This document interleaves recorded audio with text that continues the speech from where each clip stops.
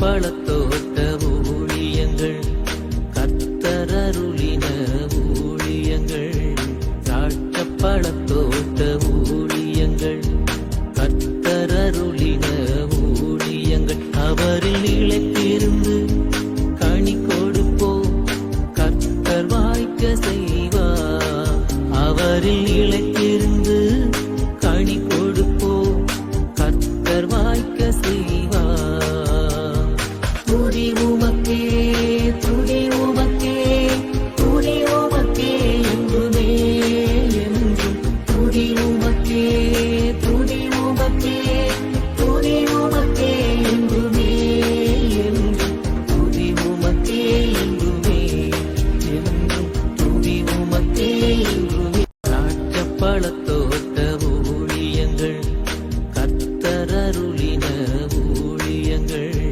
திராட்சை பழத்தோட்ட ஊழியங்கள் கர்த்தரருளின ஊழியங்கள் அவரில் நிலைத்திருந்து கனி கொடுப்போம் கர்த்தர் வாய்க்க செய்வார் அவரில் நிலைத்திருந்து கனி கொடுப்போம் கர்த்தர் வாய்க்க செய்வார் துதி உமக்கே துதி உமக்கே துதி உமக்கே என்றுமே என்றும் துதி உமக்கே துதி உமக்கே துதி உமக்கே என்றுமே என்றும் துதி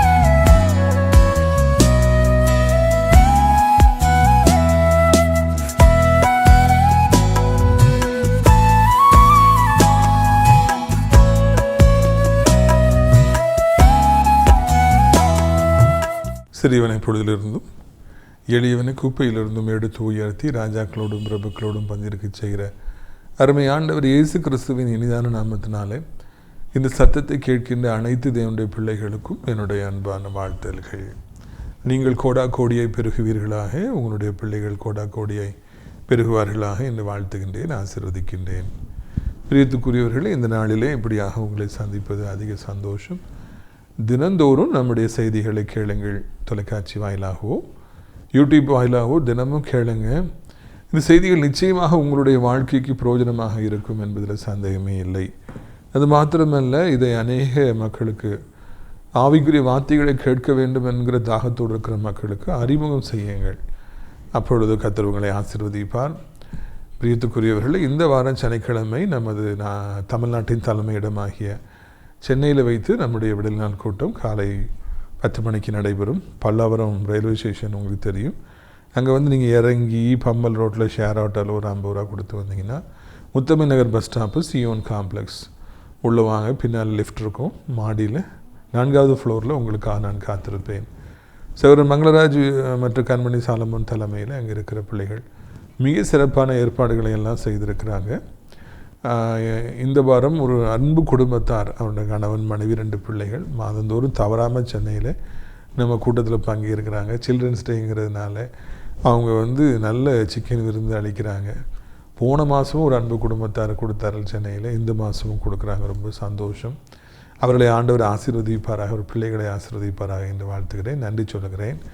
பிரியத்துக்குரியவர்களே, இதே போல் ஆண்டவர் நாகர்கோவில் மாத்தாண்டம் ஆசிரியத்திலும் கூட விருந்தை அளிக்கிற, தாராளமாக அளிக்கிற மக்களை எழுப்புவார் என்ற நலமாக இருக்கும். பிரியத்துக்குரியவர்களே, கிறிஸ்மஸ் காலங்கள் நெருங்கி கொண்டிருக்கிறது. கிறிஸ்மஸ்னால எல்லாருக்கும் சந்தோஷம், நமக்கும் சந்தோஷம். எப்படியாவது ஏழை ஜனங்களுக்கு நல்ல வஸ்திரங்களை வருடந்தோறும் கொடுக்க வேண்டும் என்பது இட் இஸ் அ ட்ரெடிஷன், நம்ம செஞ்சு வரோம். இந்த வருஷமும் 1000 சேலைகளும் 500 பேண்ட் ஷர்ட்டு, முக்கியமாக white colour shirt, black colour pants நமக்கு தேவை. அதுக்காக நீங்கள் ஜெபித்துக் கொள்ளுங்கள். அதுபோல் நல்ல உள்ளமுடைய 4 பேர்கள் நமக்கு ஆட்டுக்கடாக்களை கொடுக்கின்றார்கள். கர்த்தருக்கு ஸ்தோத்திரம், கர்த்தர் அவர்களை ஆசீர்வதிப்பாராக. இன்னும் நமக்கு 6 கடாக்கள் தேவை என்பதை, ஆட்டுக்கடாக்கள் தேவை என்பதை நான் தெரியப்படுத்திக் கொள்ள விரும்புகிறேன். முக்கியமாக ஆசிரியத்து கூட்டத்துக்கு முதல் நாள் நமக்கு கடா எல்லாம் வந்துடணும். அப்போது எல்லாருக்கும் அங்கே இருக்கிற மக்களுக்கு நாம் மட்டன் விருந்து அளிக்க முடியும். பிரியத்துக்குரியவர்களே, அது மாத்திரமல்ல, நமது ஊழியத்தின் சார்பாய் நடத்தப்பட்டு வருகிற அடைக்கலான் குருவி எனப்பட்ட ஆவிக்குரிய முதியோருள்ள நாசிரிய தேவனுடைய மாளிகைக்குள்ளாக இருக்கிறது.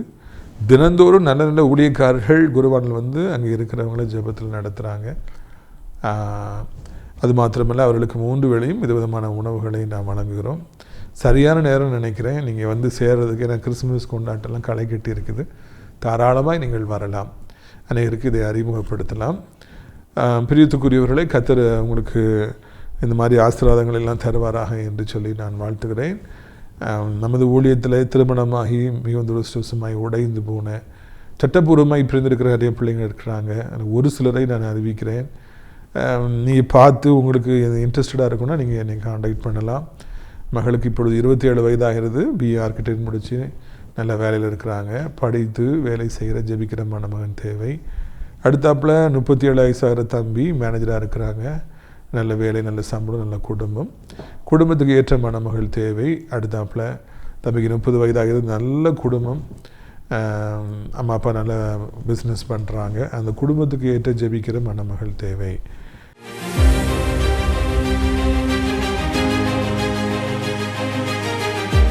யோவான் 5:6 நீ சொஸ்தமாக வேண்டும் என்று விரும்புகிறாயா?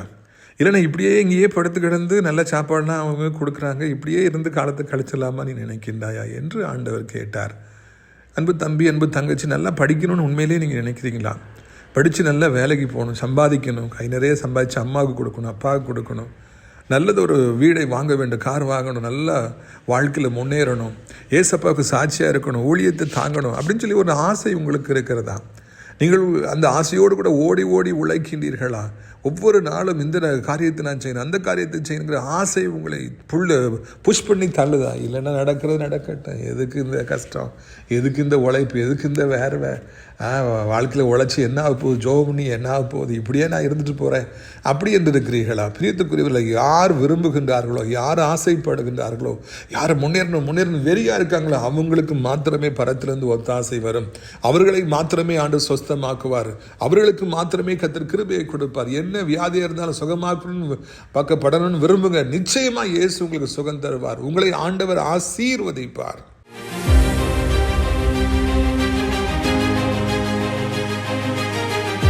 பிரியத்துக்குரியவர்களே, இதனாலே நம்முடைய பிரயோஜனத்திற்காக மத்தேயு 26வது அதிகாரம். சற்று நேரத்துக்கு பின்பு அங்கே நின்றவர்கள் பேதுருவிடத்தில் வந்து, மெய்யாகவே நீயும் அவர்கள் ஒருவன், உன் பேச்சு உன்னை வெளிப்படுத்துகிறது என்றார்கள். அப்பொழுது அவன் அந்த மனுஷனை அறியேன் என்று சொல்லி சபிக்கவும் சத்தியம் பண்ணவும் தொடங்கினான். உடனே சேவல் கூவிச்சு, இயேசுவே எனக்கு தெரியாது பார்த்தீங்களா அப்படின்னு சொல்லிட்டு யார் சொல்லுகிறார் என்று நாம் பார்க்கும்பொழுது நமக்கு அதிர்ச்சியாக இருக்கிறது. ஏசப்பா மேலே உயிரையே வைத்திருந்த அந்த முதன்மையான கேபிட்டல் டிசைபிள் சீமோன் பேதுரு, இந்த 3 வருஷத்தில் அவர் தன்னை ஏசப்பாவுக்கு க்ளோஸாக எப்பொழுதுமே காண்பித்து கொண்டே இருந்தார். முந்திரி குட்டையாக நின்று நிறைய காரியங்கள் அவர் பேசுவார். சில நேரங்களில் ஆண்டவர் அவரை வாழ்த்துவார். இவர் முந்திரி குட்டையாக பேசின உடனே, சீமோன் பேதுருவே, பரலோகத்தின் திறவுகோலை உனக்கு தாரேன், பரலோகம் தான் உனக்கு வெளிப்படுத்திச்சு பாம்பார். உடனே அவர் அடுத்த ஏதாவது சொல்லும்போது உடனே முந்திரி குட்டையாக தப்பாக சொல்லிடுவார். உடனே அப்பாலை போ சாத்தானேன்னு சொல்லி ஆண்டவர் பேதுருவிட்ட கோவப்படுவார். ஆனால் அப்படி ஒரு அப்பாலை போ சாத்தானேன்னு சொன்னால் கூட அந்த மனுஷன் கோவப்படவும் இல்லை, ஆண்டவரை விட்டு போகவும் இல்லை. இப்போல்லாம் நம்ம யாரையாவது ஒரு வார்த்தை சொல்லிட்டோன்னா அதுக்கு பிறகு நம்ம பக்கமே வரமாட்டாங்க, நம்மளை அப்படி பகைப்பாங்க. யாராவது இதை சொல்லிட்டாங்க அப்படின்னு அது வரைக்கும் அன்பாக இருந்தது எல்லாம் மறந்து போயிடும், அன்பு காமிச்சதெல்லாம் போயிடும். ஒரு வார்த்தையால் மிக நல்ல உறவுகளெல்லாம் உடைந்து சுக்குநூறாகி போயிடும். ஒரு சம்பவம், ஒரு வார்த்தை எவ்வளவு தூய்மையான அன்புனாலும் அதுக்கு பிறகு அது காணாமலே போயிடும். ஆனால் அப்பாலே போய் சாத்தானின் பேதுரு ஆண்டவர் சொன்னார். ஆனால் கூட அவர் அதெல்லாம் பெருசாக நினைக்காம ஆண்டவர் மேலே கோவப்படாமல் தொடர்ந்து ஆண்டவருக்கு அவர் நல்ல ஒரு சீசனாகவே இருந்தார். 12 பேர்களில் எப்பொழுதும் ஆண்டவர் அவருக்கும் முக்கியத்துவம் கொடுத்தார். பேதுரு, யாக்கோபு, யோவான், அந்த 12ல் 3 அவர் தனியாக பிரித்து எங்கே முக்கியமான இடத்துக்கு போனாலும் அவங்கள கூட்டு போகாமல் அவர் இருந்ததே இல்லை. இதுதான் ஏசப்பாவுக்கும் பேதுருவுக்கும் இருந்த உறவு. பேதுருவுக்கும் இயேசுக்கும் இருந்த உறவுகளை ஒரு நாளிலே நம்ம பார்க்கலாம். எவ்வளவு ஃபயரியாக இருக்கும் அப்படின்னு சொல்லி பார்க்கலாம். இந்த பேதுருக்கு ஒரு நாள் சோதனை வருகிறது, ஆண்டவருக்கும் சோதனை வருகிறது. எதிர்பாராத நேரத்தில் காரியங்கள் நடக்கின்றது, எதிர்பார்க்காமல் நடக்குது. இயேசுவை யூதாஸ் காட்டி கொடுக்குறார். ரோம போர்ச்சொல் பிடிக்கிறாங்க, பிரதான ஆசிரியர்கிட்ட கூப்பிட்டு போகிறாங்க. அங்கே விசாரணை நடக்குது. அப்போ இயேசுவை ஆக்கணைக்குள்ளாக தீர்க்கணும், கொலை செய்யணும்னு சொல்லி எல்லாரும் பேசுகிறாங்க. இயேசுவை பிடிக்க வரும்பொழுது பேதுரு மல்கூஸ் எனப்பட்ட பிரதான ஆசாரியனுடைய முதன்மை சீசனுடைய வேலைக்காரனை காதை வெட்டுறாரு. அவருக்கு ஏசப்பாவுக்கு ஆபத்து வர்றது பிடிக்கிறாங்கலாம் தாங்க முடியல. ஏனென்றால் ஆண்டவரை ஒரு பெரிய ஹீரோவாக பேதுரு எப்பொழுதுமே வைத்திருந்தார், உயர்ந்த இடத்துல வைத்திருந்தார். எங்கள் ஆண்டவரை போல உண்டோ அப்படின்னு சொல்லி அவர் வைத்திருந்தார். அந்த ஆண்டவர் இன்றைக்கு சிறுமைப்படுத்தப்படுவதையும் சிறைப்பிடிக்கப்படுவதையும் ஒரு குற்றவாளியாக அவரை அடித்து சங்கிலி நிலை கட்டி இழுத்து நாயை போல இழுத்து செல்வதையும், அவரை ஒரு பெரிய பாவி என்று எல்லாரும் குற்றம் சுமத்துவதையும், ஆண்டவர் ஒரு ஆட்டுக்குட்டியை போல அமைதியாக இருப்பதையும், உலகமே அவருக்கு எதிர்த்தாப்பில் இருப்பதையும் காண சகிக்க முடியவில்லை. பேதுருவினால எப்படிலாம் ஏசப்பாவுக்கு நடக்குதாங்கிறத சகிக்க முடியல. ஏற்கனவே அவர் முந்திரி கொட்டையாகி நான் என் உயிரை நான் உமக்காக விடுவேன், நான் மட்டும் பிரியவே மாட்டேன்னு வேற வாக்கு வேற பண்ணியிருக்கிறார். எமோஷனலாக ஒரு ப்ராமிஸ் வேற பண்ணியிருக்கிறார். Even if I had to lay down my life, நான் கூட தான் இருப்பேன், விட்டே போக மாட்டேன்னு சொல்லி வேற முந்திரி கொட்டையை அவர் பேசியிருக்கிறார். அந்த மாதிரி ஒரு பயங்கரமான ஒரு இரவிலே அவர் ஆண்டவருக்கு இவ்வளோ ஒரு தீங்கு நடக்கிறதேங்கிறத அவரால் சகிக்க முடியாமல் பார்க்கணுன்னு நினைக்கிறாரு. அவரை பிடிச்சி இழுத்துட்டு போனோடனே பிரதான ஆசாரியனை வீட்டுக்குள்ளே இவரும் எப்படியோ பெர்மிஷன் வாங்கி உள்ளே போகிறாரு. அவருக்கு இயேசுவை இப்படி பிடிக்கிறாங்களேங்கிறத காப்பாற்றணும்னு நினைக்கிறாரு. அவரால் முடியல. அதே இடத்துல அவரை விட்டு முழுமையாக அவரை விட்டு போகவும் முடியல. அவருக்கு என்ன நடக்குங்கிறத பார்க்கணுங்கன்னு தொடர்ந்து அவர் நிற்கிறாரு. அந்த நேரத்தில் தான் அவருக்கு அங்கு சோதனையும் வேதனையும் வந்தது. You are also one of them, நீ அவங்க கூட இருந்த ஆள் தானேன்னு சொல்லி வேலைக்கார பெண், ஒரு கேவலம் ஒரு பெண் சொல்கிறா.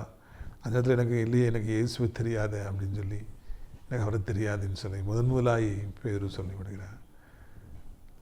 ஒரு தடவை இல்லை, 3 தடவை சொல்கிறாரு, ஐ டோன்ட் நோ ஜீசஸ், நீ யாரை பற்றி சொல்கிற? அப்போ எனக்கு தெரியாது.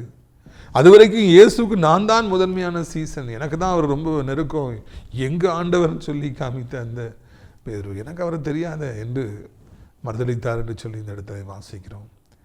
பிரியத்துக்குரியவர்களே, இது ஒரு சாதாரணமான நிகழ்வு என்று நீங்கள் நினைக்கின்றீர்களா? இயேசுவை பேதுரு தெரியாது என்று சொல்லி சொன்னது ஒரு சாதாரண நிகழ்வா? இல்லவே இல்லை. பயங்கரமான ஒரு துரோகம், பயங்கரமான ஒரு தவறு. உயிருக்கு உயிராய் நேசித்த தலைவனை இப்பொழுது எனக்கு தெரியாது என்று சொல்லி மறுதளிக்க வேண்டிய ஒரு பரிதாபமான ஒரு நிலைமையில பேதுரு நின்றார். மறுதளிக்கவும் செய்தார். ஐ டோன்ட் நோ ஜீசஸ் அப்படின்னு சொல்லி அவர் சொன்னாரா? பிரியத்துக்குரியவர்களே, இந்த நாளிலும் கூட இந்த சத்தத்தை கேட்கிற அனைத்து தேவனுடைய பிள்ளைகளுக்குமே இந்த நிகழ்வு என்ன பாடங்களை எல்லாம் நமக்கு கற்றுக் கொடுக்கிறது? இதன் மூலமாய் what is a take away point? நாம் இதில் எடுத்து செல்லுகிற கருத்துக்கள் என்ன, நமக்கு தேவையான காரியங்கள் என்ன என்பதெல்லாம் சிந்திக்கும்படியாக இந்த நாளிலே நாம் அழைக்கப்பட்டிருக்கிறோம். முதலாவதாக இந்த பேதுரு இப்படி எனக்கு ஐ டோன்ட் நோ ஜீசஸ்ன்னு சொல்லி சொல்கிறது இந்த உலகத்தில் இப்படிலாம் நடக்குமா அப்படிங்கிறதுக்கு ஒரு எடுத்துக்காட்டு. நடக்குதே, தெரியாதுன்னு சொல்லிட்டாங்களே. எவ்வளவு பெரிதான அன்பாக இருந்தாலும் ஒரு நாளிலே நம்மை விட்டு அவர்கள் பிரிந்து போகலாம், நம்மை தெரியாது என்று சொல்லலாம், நமக்கு எதிரியாகி கூட அவர்கள் மாறலாம், நம்மை விட்டு தூரம் போயிடலாம், நம்மை விட்டுட்டு போயிடலாம். ஹார்ட் பிரேக்கிங் ஈவெண்ட்ஸ் நம்மளை யார் ரொம்ப அதிகமாக நேசிக்காங்களோ அவங்கள நம்மளை தெரியாதுன்னு பெட்ரை பண்ணுறது, இல்லைன்னா டினை பண்ணுறது, இது ஒரு பயங்கரமான ஒரு சூழல். இது ஏசப்பாவுக்கு வந்துச்சு, நமக்கும் கூட வரலாம். நம்ம யார் அதிகமாக நேசிக்கிறாங்க நம்ம நினைக்கிறோமோ அவங்க நம்மளை விட்டு கொடுக்குற காலங்கள் வரலாம், நம்மை விட்டு செல்கிற காலங்களும் வரலாம். இவங்கெல்லாம் நம்ம கூட கடைசி வரைக்கும் இருப்பாங்க நம்ம நினச்சிருப்போம், ஆனால் அவங்களும் ஒரு கட்டத்தில் நம்மளை விட்டு போய்விடலாம். நீ எனக்கு தேவையில்லை என்று சொல்லி விடலாம். ஐ டோன்ட் வாண்ட் யூன்னு சொல்லி சொல்லலாம். ப்ளீஸ் டோன்ட் டாக் டு மீன்னு சொல்லி சொல்லலாம். என்னை பார்க்க வராத, என்று பேசாதே, ஏன்னா என்னை இனி மொபைலில் கூப்பிடாதே, உனக்கு எனக்கு சம்பந்தம் இல்லை. வாலிப வயதிலே இந்த பாடத்தை நாம் கற்றுக்கொள்வோம் என்றால் அது மிகவும் நலமானதாக இருக்கும். ஏனென்றால் இதை தாங்கிக் கொள்ளவே முடியாது. இந்த பூலோக வாழ்க்கையிலே நாம் பல மேடு பள்ளங்களை நாம் சந்திக்கின்றோம் அல்லவா? எப்பொழுதும் வாழ்க்கை ஒரே போலவா நமக்கு இருக்கிறது? அவஸ்து பாருங்க. எப்போ நம்ம ஹெல்த்தியாகவே இருக்கிறோமா? இல்லை, சில நேரங்களில் காய்ச்சல் வந்துடுது, அந்த வியாதி வருது, இந்த வியாதி வருது. இப்போ மழை காலத்தில் கேட்கே வேண்டாம், ஆஸ்பத்திரிலாம் கூட்டம் நம்பி வழிது, கொக்குன்னு நம்மலாம் இருமுறோம். காய்ச்சல், வைரல் ஃபீவர், அந்த ஃபீவர், குடும்பமாக சஃபர் பண்ணுறாங்க. என்னெல்லாமோ வியாதிகள் வந்துடுது, யாருக்கெல்லாமோ வியாதி வருது. இந்த உலக வாழ்க்கையில் எவ்வளோ ஸ்ட்ரகிள். நம்மெல்லாம் அதை விரும்புகிறோமா? அப்படி பாடு வரணும், இப்படி வரணும்னு சொல்லி விரும்புகிறோமா? ஆனால் அது வரதானே செய்யுது. அதே மாதிரி சில நேரங்களில் இந்த மாதிரி யாரை ரொம்ப நேசிக்கிறாங்களோ அவங்க அப்படி பிரிஞ்சு போகும்போது அது மிகவும் வேதனை நிறைந்ததாக இருக்கும். ஆனால் அப்படிப்பட்ட சம்பவங்களும் வரலாம். அந்த நேரத்தில் தான் மனிதனுடைய அன்பை விட கிறிஸ்துவுடைய அன்பு எவ்வளோ பெரிதானது என்பதை நாம் புரிந்து கொள்கிறோம். எதுக்காக இப்படிப்பட்ட டினையிங், இல்லைன்னா இப்படிப்பட்ட பார்ட்டிங், பிரிஞ்சு போகிறது? ரவீந்திரநாத் டாகூர் எழுதுனது எனக்கு ஞாபகத்துக்கு வருது. Life is nothing but meeting and partying. வாழ்க்கை என்பது ஒன்றுமல்ல, சந்திப்பதும் பிரிவதும் என்று அவர் எழுதுகிறார். ஒரு போஸ்ட் மாஸ்டர் ஒரு கிராமத்துக்கு வேலைக்கு போகிறாரு. அவருக்கு அங்கே போர் அடிக்குது, அவர் சிட்டிலேருந்து வந்திருக்கிறாரு. ரவீந்திரநாத் டாகூர் எழுதின எல்லா ஷார்ட் ஸ்டோரிஸில் மிக சிறப்பானது அந்த போஸ்ட் மாஸ்டருங்கிற அந்த சிறுகதை, ஷார்ட் ஸ்டோரி. அப்போ அவருக்கு நேரம் போகணுன்னா வீட்டில் ஒரு ரத்தன், ஒரு வேலைக்கார பிள்ளை, 12 வயசு ஆகுது. அவள் பாவம் அம்மா அப்பா இல்லாத ஒரு அனாதை பிள்ளை. வீட்டுக்கு வந்து பாத்திரம் கழுவுறது, வீட்டை பெருக்கிறது, சுத்தம் பண்ணுறது, அவருக்கு சாப்பாடு சமைத்து கொடுப்பது என்றெல்லாம் வேலை செய்கிறார். போகும்போது அவளுக்கு சாப்பாடு கொடுத்து விட்றாரு. அப்போது அப்படி போகும்போது இவருக்கு நேரம் போகலன்னா இந்த பிள்ளைகிட்ட ரொம்ப நேரம் பேசுகிறாரு. கடைசியில் அந்த பிள்ளை அதை தவறாக எடுத்துக்கொள்கிறது. போஸ்ட் மாஸ்டர் என்ன லவ் பண்ணுறார் போலுக்குன்னு சொல்லி தவறாக நினைத்து கொள்கிறது. இவருக்கு அப்படிப்பட்ட எண்ணமே இல்லை. இறுதியில் இவருக்கு ரொம்ப உடம்பு சரியில்லாமல் போகுது. அந்த பிள்ளை நல்லா பார்க்குறான், தாய் மாதிரி பார்க்குறான். அது வரைக்கும் வேலைக்காரி இருந்தவர் தாய் மாதிரி பார்க்குறாரு. இவருடைய வீட்டில் அம்மா அப்பாலாம் ரொம்ப தூரத்தில் இருக்காங்க. இவர் டிரான்ஸ்ஃபருக்கு எழுதிக்கிட்டே இருக்கிறாரு. டிரான்ஸ்ஃபர் தரமாட்டோம், நீ இப்போ தான் வேலைக்கு சேர்ந்துருக்கான்னு சொன்ன உடனே அந்த வேலையை ரிசைன் பண்ணுறாரு. உடனே அவர் சொல்கிறார், ரத்தன் நான் வேலையை விட்டுட்டேன், நாளைக்கு நான் ஊருக்கு போகிறேன்னு சொல்கிறார். அவள் வந்து என்னையும் நீ சேர்த்தானே வீட்டுக்கு கூட்டு போகிறீங்க அப்படின்னு சொல்லி கேட்குறான். அப்பொழுது தான் அந்த சின்ன பிள்ளை தவறானபடிக்கு ஆசையில் வளர்த்து கொண்டாள் என்று அவர் புரிந்து கொள்கிறார். சொல்லி சிரிக்கிறார். அந்த பிள்ளை அப்படி ஓடி போயிடுது. அவளுக்கு அந்த அவள் பயங்கரமாக சிரித்தது இரவு முழுவதும் பாடாய்ப்படுத்துகிறது. அதிகாலமே இவர் 4 மணிக்கு எந்திக்கிறார். அதுக்குள்ளே அந்த பிள்ளை தூங்காமலே இருந்து வந்து 3 மணிக்கே வந்து குளிப்பதற்கு வெந்நிலாம் வைத்து விட்டு போகிறது. அப்படி கடைசியில் பேக் எடுத்து அவர் போகிறார், சம்பளத்தை கொடுக்குறாரு. அதை தூக்கி இந்த பிள்ளை வீசிட்டு ஓடிடுது. இதுக்கு இந்த பணத்துக்காக உண்ட பழகலைன்னு சொல்லி ரொம்ப டச்சிங்காக இருக்கும். கடைசியில் அவர் அந்த ஆற்றுல போகும்போது இந்த பிள்ளை திருப்பி வந்து நம்ம கூப்பிட்டு போயிடுவாரா அப்படின்னு நினைக்குது.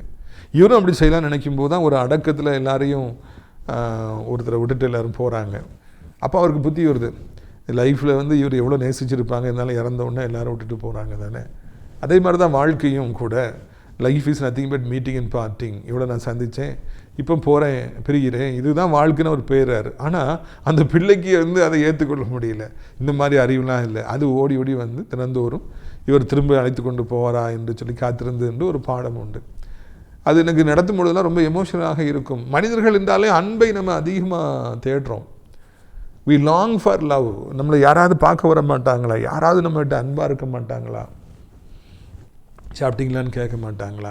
யாராவது நம்மகிட்ட கொஞ்சம் அன்பு காமிக்க மாட்டாங்களா? மனிதனுடைய உள்ளம் ஏங்குகிறது. இந்த உலகமே அன்புக்காக தான் ஏங்குது.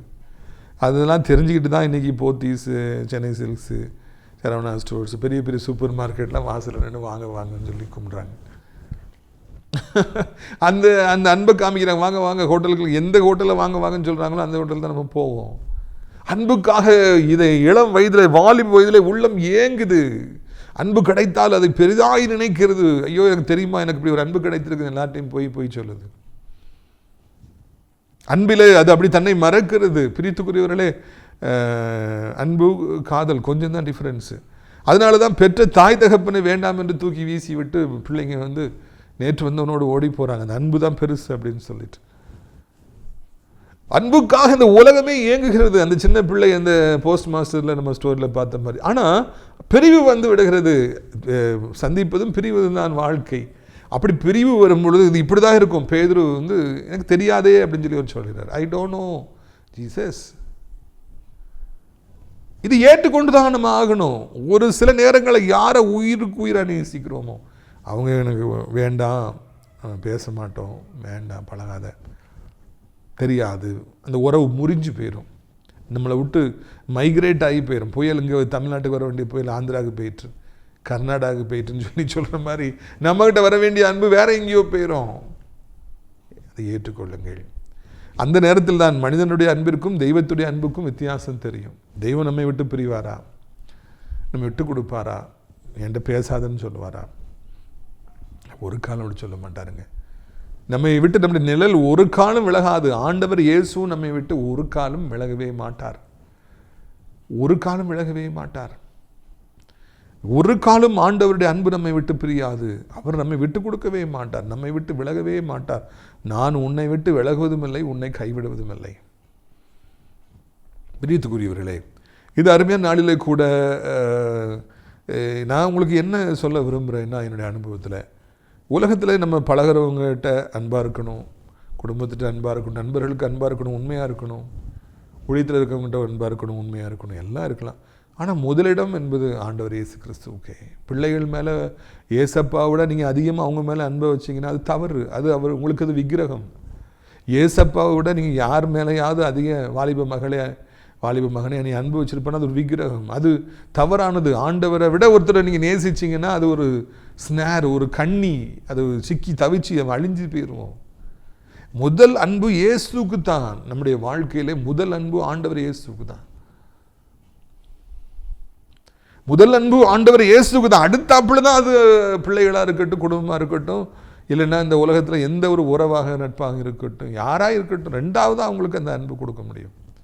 நீங்கள் கொஞ்சம் இதை மாற்றி வச்சுட்டீங்க அப்படின்னா தடுமாறி விழுந்துருவீங்க. விழுந்து பல்லுலாம் உடஞ்சி போயிடும். ரீத்துக்குரியவர்களே, வாயில மண்ணாயிரும். நம்ம வந்து ரொம்ப வேதனைப்பட வேண்டிய சொல்ல வந்துடும். ஏசப்பாவை நீங்கள் உண்மையாக நேசிங்க, அவருக்கு முதலிடம் கொடுங்க. வேணைய உறவுகள் எல்லாம் நம்முடைய வாழ்க்கையில் நம்ம கூட தன்னால் வந்துட்டு இருக்கட்டும். அப்போதான் நம்ம வேதனையிலிருந்து நம்ம தப்ப முடியும். இது முதலாவது காரியம்.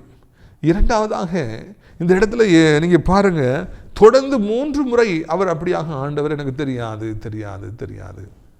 ஒரு தடவை அல்ல, 3 தடவை அவர் தெரியாதுன்னு சொல்கிறாரு. அதுக்கு பிறகு சபிக்கவும் சத்தியம் பண்ணவும் செஞ்சாராம். ஏசு எனக்கு தெரியவே தெரியாதுன்னு சொல்கிறேன்ல அப்படின்னு சொல்லி சத்தியம் பண்ணாராம். சத்தியமாவது சர்க்கரை பொங்கலாகுதுன்னு சொல்லுவாங்க. உன் தலையில் அடித்து சொல்கிறேன் நான் அப்படி பண்ணலாம்பாங்க. ஆனால் அவங்க தான் பண்ணியிருப்பாங்க. துணிஞ்சு அடிப்பாங்க. சில பொய்யை சொல்லும்போது துணிஞ்சு பொய்யை சொல்லுவாங்க, ஸ்ட்ராங்காக சொல்லுவாங்க.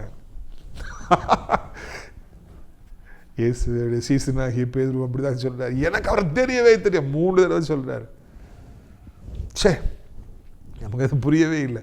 பிரியத்துக்குரியவர்களே, இதுதான் நம்முடைய வாழ்க்கையில் பேதுருவுடைய அன்பு, அவனுடைய கமிட்மெண்ட்லாம் கிழித்து எரியப்படுகிறது. அவர் நான் உயிரே கொடுப்பேன், கூடவே இருந்தால் செத்தாலும் பரவாயில்ல, காவல்லையும் வருவேன், மரணத்திலும் வருவேன், எல்லாம் பிச்சு கிழிக்கப்படுகிறது. அவர் ஒன்றும் இல்லாமல் போயிடுறார். அவருடைய இமேஜே அந்த இடத்துல உடைக்கப்பட்டு விடுகிறது. நம்ம எதுக்கு எமோஷனலாக நம்ம வாழ்க்கையில் இருக்கணும்? ஒருத்தர் பழகும்போது எதுக்கு ரொம்ப எமோஷனலாக நான் உனக்கு அப்படி பண்ணிடுவேன், இப்படி பண்ணிடுவேன், நான் அப்படி செய்வேன், இப்படி சொல்லி ஏன் வாங்க கொடுக்கணும், பிறகு அதை செய்ய முடியாமல் போகணும். உணர்ச்சி வசப்படுவதோ வாக்குகள் கொடுப்பதோ தவறானது. உணர்ச்சி வசப்படாதீங்க வாழ்க்கையில். கொஞ்சம் அன்பாக பழகுனாலும் அது கரெக்டாக பழகுங்க. ரொம்ப உணர்ச்சி வசப்படுறது நான் அப்படி பண்ணுவேன், இப்படி பண்ணிடுவேன், வேண்டாம். அதெல்லாம் இல்லைங்கிற மாதிரி ஆகும்போது நம்ம வெட்கப்பட்டு போக வேண்டிய சூழ்நிலைகள் வாழ்நிலையில் வந்துவிடும். உணர்ச்சி வசப்பட்டார் பேதுரு. காவலில் இருப்பேன், நான் செத்தாலும் உங்க கூட தான் சாவேன், உண்மை விட மாட்டேன், விட்டு போக மாட்டேன். இப்போ எனக்கு அவர் தெரியாது சத்தி அடிக்காரு, சபிக்கிறார் ஆண்டவர் இயேசுவை. என்ன ஒரு பரிதாபமான மாற்றம். 3 முறை அவர் இயேசுவை தெரியாது என்று சொன்னார். 3 times he denied Jesus and he started to என்ன சொல்ற மாதிரி ப்ராமிஸ் பண்ண curse Jesus. அந்த மாதிரிலாம் ஒரு பரிதாபமான நிலைமைக்கு போயிடுறாரு. அந்த நாளில் பேதுருடைய அன்பு ஒன்றுமே இல்லை என்பது அங்கே தெரிய வருகிறது. பிரியத்துக்குரியவர்களே, யாரெல்லாம் எமோஷ்னலாக நம்ம கூட கான்டாக்ட் ஆகியிருக்காங்களோ அவங்க அப்படியே போயிடுவாங்கங்கிறதையும் இந்த இடத்துல நான் தெரிந்து கொள்ள வேண்டும். எமோஷனல் ஆகிறது ரொம்ப தவறான ஒரு காரியம். உணர்ச்சி வசப்பட்டு ஒருவரை நேசிப்பது, உணர்ச்சி வசப்பட்டு நாம் வார்த்தைகளை பேசுவது என்பது அது காற்றோடு காற்றாக கரைந்து போய்விடும். அந்த அன்பும் கரைந்து போய்விடும், அந்த வார்த்தைகளும் கரைந்து போய்விடும். பேதுரு அளித்த அந்த வார்த்தைகள், வாக்குறுதிகள் எல்லாம் காற்றோடு காற்றாக கரைந்து போயிற்று. இந்த வாய் தான் சொல்லிச்சு, இவங்க கூட செத்தாலும் சாவேன், காவலையும் உங்க கூட தான் இருப்பேன், விட்டு போக மாட்டேன். இப்போ அதே வாய் தான் சொல்லுது, இயேசுவே எனக்கு தெரியாது, சபிக்கவும் செய்து இந்த வாய் தான் செய்து. அதனால் எதுக்கு இப்படி எமோஷ்னலாக பேசுகிறவங்க, பழகிறவங்க கவனமாக இருங்க. டிஎஸ்பி ஐயா நம்ம கூட ஊழியத்தில் இருந்தாங்க, நாகர்கோவிலில். அவங்க ரிட்டையர்ட் ஆகி நீதிமான், அவர் பெரிய நீதிமான். நம்ம ஊழியத்தை மிகவும் நேசித்து, நாங்கள் கூட்டம் முடிஞ்ச பிறகு என் கூட ஒரு 15-25 பேர் வருவாங்க. ஜோசனை கடையில் நட்சத்திரா ஹோட்டலில் சாப்பிடுவோம். அப்போது அவங்க தான் ஸ்பான்சர் பண்ணுவாங்க. ரொம்ப நல்ல மனிதன். இப்போ அவங்க இங்கே இல்லை. அப்போது அவங்க எனக்கு அடிக்கடி சில தத்துவங்களை சொல்லுவாங்க. பாஸ்டர், அல்ற ஆம்பளையும் சிரிக்கிற பெண்ணையும் நம்பக்கூடாது அப்படின்னு சொல்லி அவர் சொல்லுவாங்க. ஐயா சொல்லுவாங்க, அல்ற ஆணையும் சிரிக்கிற பெண்ணையும் நம்ம நம்பக்கூடாது, ஏன்னா அவங்கெல்லாம் ஏமாற்றிடுவாங்க அப்படின்னு சொல்லி அவர் போலீஸ்காரங்க இல்லையா, எவ்வளோ அனுபவம். அவர் அப்படியாக சொல்லுவாங்க. அது எவ்வளோ உண்மை என்பதை என்னுடைய வாழ்க்கையில் அதுக்கு பிறகு நான் கண்டிருக்கிறேன். நிறைய பேர் அழுது, நான் நேசிக்கிறேன், நான் அப்படி இருக்கிறேன், நான் உண்மையாக இருக்கிறேன் எனக்கு அப்படிலாம் சொல்லி சொல்லுவாங்க. அப்புறம் பார்த்தா அது எவ்வளவு பொய் என்பது பின்பாடு தெரிய வரும். இல்லை, ஒரு சில உண்மையிலே எப்படி இருப்பேன்னு சொல்லுவாங்க, ஆனால் பிற்பாடெல்லாம் இல்லாமலே போய்விடும். இதே மாதிரி பேதுருவை மாதிரி உணர்ச்சி வசப்பட்டு சொல்கிற, வாக்குறுதி கொடுக்குற அந்த மனிதர்களை பெரிதாக நினைக்க வேண்டாம், அந்த வாக்குறுதிகளை பெரிதாகவும் நினைக்க வேண்டாம். ஆனால் காற்றோடு காற்றாக போய்விடும். இயேசு என்ன சொல்கிறார் என்பதை மாத்திரம் பாருங்கள். அவர் உங்களுக்கு என்ன வாக்குத்தத்தம் பண்ணியிருக்கிறார் என்பதை மாத்திரம் பாருங்கள். அதுதான் கடைசி வரைக்கும் நம்முடைய வாழ்க்கையிலே நிலைத்து நிற்கும்.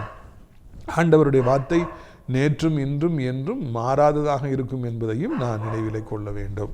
பிரியத்துக்குரியவர்களே, இதனாலே இந்த செய்தி உங்களுக்கு ஆசீர்வாதமாக இருந்திருக்கும் என்று சொல்லி நான் நம்புகிறேன். யாரையும் குறை சொல்வதற்காக நான் வரவில்லை, இல்லைன்னா நான் வேற எதுவும் பேசுறதுக்காக வரவில்லை. கர்த்தருடைய வார்த்தையை நான் உங்களுக்கு சொல்லியிருக்கிறேன், அவ்வளவுதான். இயேசுவை முதன்மையாய் நேசியுங்கள். நம்முடைய வாழ்க்கையில் எப்பொழுதுமே இதே மாதிரி ஒரு பாதையிலே நாம் போவோம் என்றால், ஆண்டவரை முதலிடம் வைத்து இருப்போம் என்றால், மனிதர்கள் கொடுக்குற வாக்குகளை பெரிதாய் நாம் நினைப்பாமல் வாழ்வோம் என்றால், அது நமக்கு மிகவும் அது உதவியாக இருக்கும், ஆசீர்வாதமாக இருக்கும். உங்களுடைய ஆசீர்வாதத்துக்காக நான் ஜெபிக்க முடிய விரும்புகிறேன். கண்களை மூடுவீர்களா? அப்பா பிதாவே, வானத்துக்கும் பூமிக்கும் ஆண்டவரே, இந்த அருமையான நாளிலும் கூட உங்களுடைய சத்தத்தை நாங்கள் கேட்டோம். அதற்காக நன்றி செலுத்துகிறோம், சோத்திரம் செலுத்துகிறோம். ஆண்டவரே, எவ்வளவோ ஒரு பெரிய அன்பு, பேதுருடைய அன்பு, எவ்வளவோ பெரிய வாக்குறுதிகளை கொடுத்தார். ஆனால் கடைசியிலே அவர் இயேசு எனக்கு தெரியாது என்று சொன்னார், சபித்தார், சத்தியம் பண்ணினார், 3 முறை மறுதளித்தார். இந்த உலகத்து அன்புகள் எல்லாம் எப்படி மாறிப்போகும், சடிதில் அப்பளம் கட்டைகள் உடைந்து உடைவது போல உடைந்து போகும், சீட்டுக்கட்டு சரிந்து விடுவது போல சரிந்து விடும் என்றெல்லாம் எங்களை எச்சரித்திருக்கிறதற்காக நன்றி அப்பா. எமோஷனலாக உணர்ச்சி பூர்வமாக பேசுகிறவங்களாம் அப்படி உணர்ச்சி பூர்வமாக ஒன்றுமே இல்லாமல் போயிடுவாங்க, தூர போயிடுவாங்க. கர்த்தாவே, நீங்கள் ஆண்டவரதுனால கற்றுக் கொடுத்துருக்கிற விலையேற பெற்ற ஆண்டவரை இந்த வார்த்தைகளுக்காக நன்றி செலுத்துகிறோம், சோத்திரம் செலுத்துகிறோம். ஆண்டவரே தோத்திரம் ஐயா, இந்த அருமையான நாளிலும் கூட பிள்ளைகள் ஒவ்வொருவரையும் கர்த்தாவே ஆசீர்வதிங்க. ஆண்டவரை தோத்திரம்ப்பா, வியாதிப்பட்டிருக்கிற பிள்ளைகளுக்கு அதிக பாரத்தோடு ஜெபிக்கணும். வியாதி வந்த பிறகு மகிழ்ச்சியே இல்லை. யார் வியாதிப்பட்டாங்களோ அவங்களுக்கும் மகிழ்ச்சியே இல்லை, அவங்க கூட இருக்கிற குடும்பத்தாருக்கும் நேசிக்கிறவர்களுக்கும் மகிழ்ச்சியே இல்லை. ஹாஸ்பிட்டல், அந்த குத்து இதை குத்து, இந்த மாத்திரை சாப்பிடு, அந்த மாத்திரையை சாப்பிடு, 1 லட்சத்தை தா, 5 லட்சத்தை தா, 10 லட்சத்தை தா என்று ஆண்டவரை தோத்திரம் ஐயா, வாழ்க்கை நரகமாகி விடுகிறது. எங்கள் கர்த்தாவே, பரம மருத்துவரே, எங்களுடைய வியாதிகள் எல்லாவற்றையும் சிலுவையிலே 6 மணி நேரம் தூக்கி சுமந்து மறித்தவரே, தீர்த்தவரே, உமக்கு நன்றி. நாங்கள் ஏன் சுமக்கணும்? வியாதிகள் அவளை விட்டு இப்பொழுதே நீங்கட்டும், புண்கள் அப்படியே மறையட்டும், கட்டிகள் அப்படியே மறையட்டும். ஆண்டவரை தோத்திரம், வேதனைகள் அப்படியே மறையட்டும், செயல்படாத அவயங்கள் செயல்படட்டும். இயேசுப்பா, அடைப்புகள் நீங்கட்டும். இயேசுவின் நாமத்தில் சாபத்து நிமித்தமாய் வந்த வியாதிகள், பாவத்து நிமித்தமாய் வந்த வியாதிகள், கவனக்குறைவு நிமித்தமாய் வந்த வியாதிகள், உடம்பு கவனிக்காதனால வந்த வியாதிகள், கவலைப்பட்டதுனால வந்த வியாதிகள், கோபப்பட்டதுனால வந்த வியாதிகள் எல்லாம் எங்களை விட்டு விலகி போகட்டும். எங்களுடைய பரம தகப்பனே, பணம் இல்லாதபடியினால எத்தனை பேருடைய வாழ்க்கையில் எவ்வளவு கவலைகள், எவ்வளவு ஆண்டவரை போராட்டங்கள், கர்த்தாவை தோத்திரம் ஐயா, எவ்வளவு ஆண்டவரை கண்ணீர் துளிகள் ஐயா, அவ்வளவு அவமானங்கள், கல்லணை போல வாழ வேண்டிய சூழ்நிலைகள், ஆண்டவரை கடன்காரங்களுடைய வார்த்தைகள் தாங்க முடியாத வேதனைகள், ஐயா தற்கொலை செய்து கொள்ளாமாங்கிற அளவுக்கு எத்தனை பேர் இருக்கிறாங்க. இவர்களுக்கு எப்படியாவது மனம் இறங்கி அவளை மீட்டெடுக்க வேண்டும் என்று கெஞ்சுக்கிறோம். ஒவ்வொருவரையும் தொடுங்க, ஒவ்வொருவரையும் ஆசீர்வதிங்க. இதனால தகப்பனே சோத்திரிக்கிறோம், துதிக்கின்றோம். ஆண்டவரே தோத்திரம் ஐயா, திருமணத்தினால பிரச்சனை, பக்கத்து வீட்டுக்காரனால பிரச்சனை, வேலை பார்க்குற இடத்துல பிரச்சனை, ஊழியத்தில் பிரச்சனை, அந்த பிரச்சனை, பிள்ளைகளாலே பிரச்சனை, எனக்கு என்ன செய்யணும் தெரியலன்னு தவிக்கிற பிள்ளை ஒவ்வொருவருக்கும் உதவி செய்யும் ஆண்டவரே. அதே போல் தகப்பனே வாலிப வயதின் பாவங்கள், போதை அடிமைத்தனங்கள், மொபைல் பைக் அடிமைத்தனங்களை சிக்கி தவிக்கிற பிள்ளைகளை ரட்சிங்க ஆண்டவர்களுக்கு. உமக்காக ஒரு சேனையை எழுப்புங்க. வயதான கிளை விழுந்து விடாதபடி 2 கைகளை ஏந்தி கொள்ளுங்க. நீண்ட காலமாக குழந்தை செல்வதற்கை காத்திருக்கிற ஆண்டவரை, திருமணத்துக்கை காத்திருக்கிற, வீடு கட்டுவதற்கை காத்திருக்கிற பிள்ளைகளுக்கு உதவி செய்யுங்க. உலகம் இருக்கிற அத்தனை நாடுகளை, இந்திய தாய் திருநாட்டையும் ஆசீர்வதிங்க. அனைத்து மக்களையும் ஆசீர்வதிங்க. அனைத்து விசுவாச பிள்ளைகளையும் ஊழியக்காரர்களையும் ஆசீர்வதிங்க. ஆசிரியர் திராட்சைப்பழத்தோட்ட ஒளிகளை நேசிக்கிற, நாள்தோறும் நம்முடைய நிகழ்ச்சிகளை பார்க்கிற, அறிமுகப்படுத்துகிற ஒவ்வொரு நல்ல உள்ளத்தையும் ஆசீர்வதிங்க கர்த்தாவே. அடைக்கலான்குரிய முதியோரிடத்தில் சேர அநேக இடங்கள் உண்டு. அநேக முதியோர் அழைத்து கொண்டு வாருங்க. கிறிஸ்துமஸ் கொண்டாட்டங்களை ஆசீர்வதிங்க ஆண்டவரே. இந்த சத்தத்தை கேட்குற பிள்ளைகள் ஒவ்வொருவருக்கும், ஜெபிக்கிற பிள்ளைகள் ஒவ்வொருவருக்கும் ஏதோ ஒரு அற்புதத்தை செய்து சந்தோஷப்படுத்துங்க. இயேசுவின் மூலமே ஜெபிக்கிறோம் நல்ல பிதாவே, ஆமென். என் ஆத்துமாவை கர்த்தரை சோத்திரி, என் முழுவதுமே அவருடைய பரிசுத்த நாமத்தை சோத்திரி. என் ஆத்துமாவை கர்த்தரை சோத்திரி, அவர் செய்த சகல உபகாரங்களையும் ஒருபொழுதும் நீ மறவாதே, ஆமென். கர்த்தராகிய இயேசு கிறிஸ்துவுடைய கிருபையும் பிதாவாகிய தேவனுடைய அன்பு பரிசுத்த அடியானையும் ஐக்கியமில்லாத பிரசன்னம் உங்கள் அனைவருடைய சதா காலங்கள் நிலைத்திருப்பதாக. அல்லேலூயா, அல்லேலூயா. God bless you. ஆமென்.